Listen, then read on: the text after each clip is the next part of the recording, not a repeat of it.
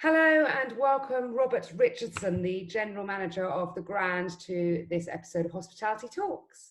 Thank you so much for coming on to share your thoughts with us and let us know, what specifically a Grade 2 listed independent hotel is looking at for the future for its future.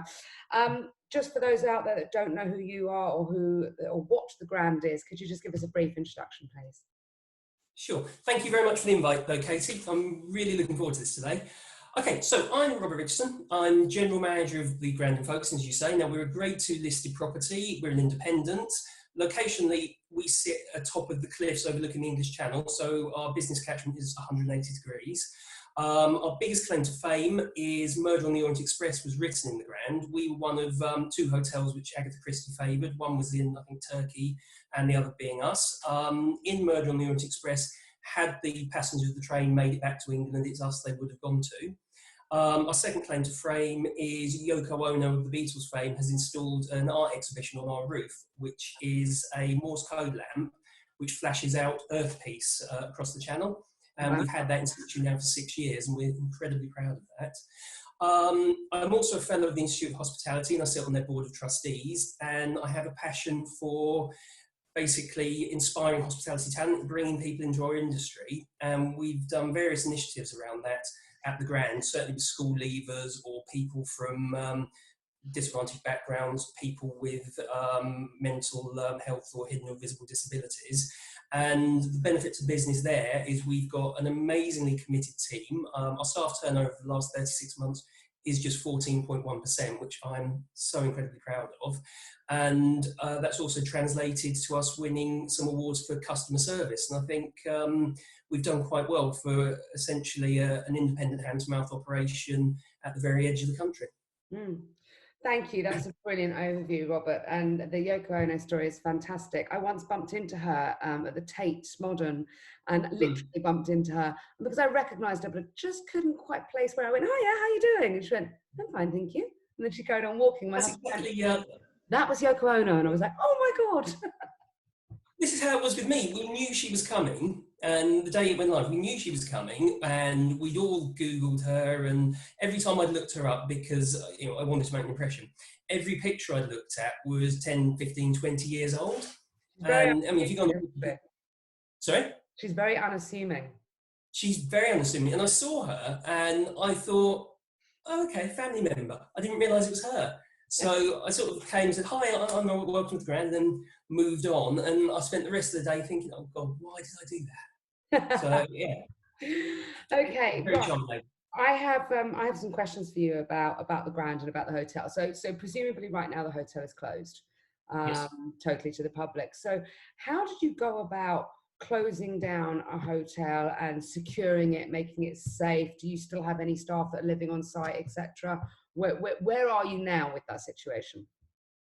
Sure. Well, stepping back slightly, in the lead up to Boris Johnson's announcement on the 20th of March about hospitality businesses, we'd certainly found in the preceding 4 weeks that business was slowing down quite dramatically. It wasn't a gradual trickle. Right. It really was, we were 60 miles an hour and then we were 10 miles an hour, and we were finding advanced bookings have more or less dried up. Advanced events, conferences, etc., were basically being renegotiated to be postponed to later dates.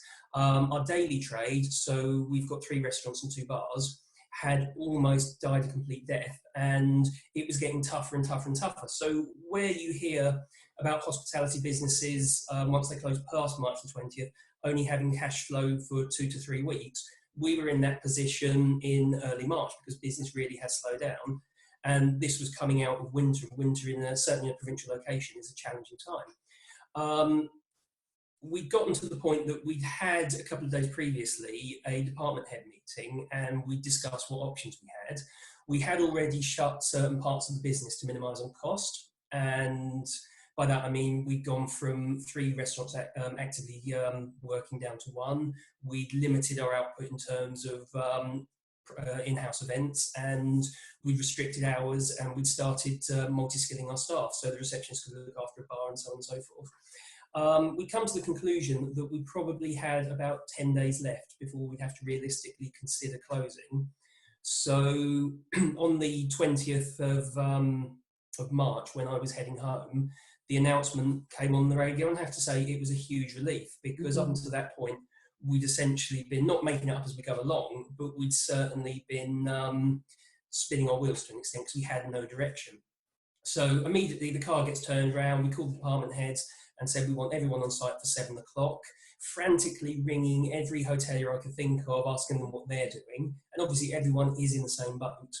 And we got there and we spent the next 3 days, so we worked the weekend into the Monday, basically postponing or cancelling bookings, contacting our creditors, contacting service providers, and basically looking to negotiate, because in our mind at this point, we don't know about business grants, we don't know about the ability to furlough our staff, we just know that this is a full stop, so we react accordingly. We closed off the kitchens, any perishable goods we actually handed out to the staff, anything else went to a local homeless shelter. And by close of play on the Monday, so this now being the 23rd, we had effectively mothballed the business, and anyone staying with us had been moved on. We then at every step communicated with the staff, and unfortunately everything we could say was we just don't know. We are learning at the same speed as the rest of the country at 5 p.m. at the Prime Minister's briefings. Once more direction came about furlough payments and business grants, it was a lot easier to mitigate. And now we're in this rather enviable position that we're planning a reopening. Not that we know when that is or quite what format that's going to take.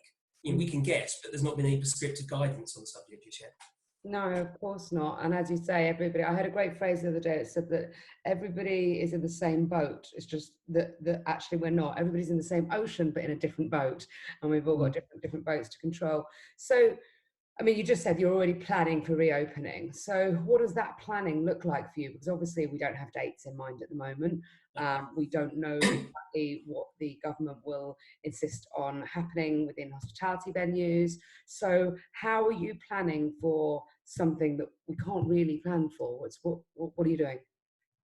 Well, normally how we work is we have something we call an output calendar, and that is a calendar that tells us on a certain day you're doing this, and it's a very easy to read document. We base our budget around it, and essentially the very next item we've got in our inventory is Christmas, whether we'll be able to open or not, but we're planning more for the longer term.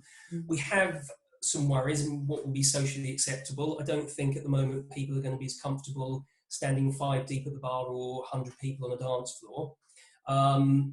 It sort of came home to me the other day where I was on my driveway and the postman turned up, and I get on with my postman, and we were having this almost dance where we were talking, but when one would move closer, the other would move further away.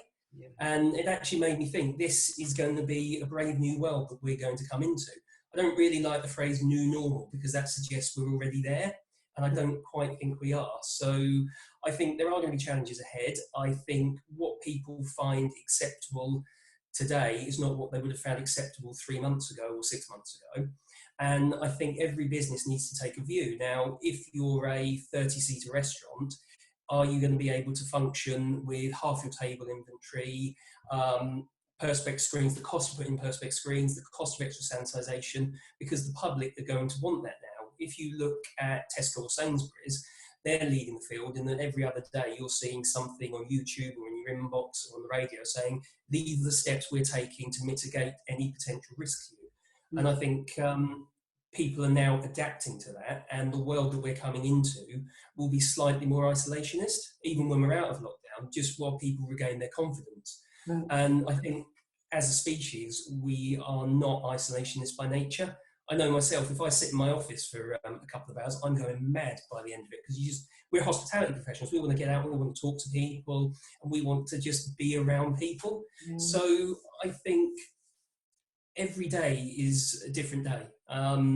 We can't turn around today this is May, and say, right, we're going to write a new budget for the next 6 months. We're going to write a new output plan for the next 6 months, because by 5 o'clock today, an announcement might come out and the world changes. So I think we need to be fluid in terms of how we approach this, because I don't quite think we're at the point that we can make a definitive decision yet. I know that's a ramble, but I think No, it's. I think you're absolutely right, and I think that we're all going around the houses a little bit with what we do, and I think, like you say, the fluidity and the flexibility that we tend to have, specifically as smaller independent operators or suppliers, I think is going to be crucial at this stage. Okay, I've got one last question for you, Robert, before we go, and that is, you obviously do a lot of work with, you know, the talent of the future, so to speak, and you know, your work speaks for itself in those areas. What do you think this situation is going to mean for the talent of the future? How do you think it will affect the people wanting to work in hospitality, and also how we attract and retain those staff in the first place? Well, I think the one thing we can hopefully agree on is when we went into this situation, the government was describing a good portion of our industry as low skilled. I think as we sit here and we come out of it, the premise of our team members being low skilled has quietly faded away into the premise of us actually being frontline heroes. So I think, I don't want to say in a situation that's so tragic, there's an upside to it, because of course there isn't. But in terms of PR, we've gone from the public perception of being poorly paid and a stopgap job to actually being frontline leading the charge. So I think that's obviously going to help us. I think that we are going to adapt, and in bigger businesses that will mean additional staff in terms of hygiene, and that will bring entry level to the business. In terms of independence, I think every local town is going to be looking at their independent businesses and looking at how they've actually reacted to the situation and judging us. And we will either come out of it as an employer they want to work for, irrespective of industry, or an employer they don't. And if we've done that right, and we've looked after our teams, and we've looked after our business, and we've put ourselves collectively in the best possible shape to come out of this, these people are going to turn around and say, of course I want to work for that business. So I think there's a lot of positive in terms of what it's done for our industry.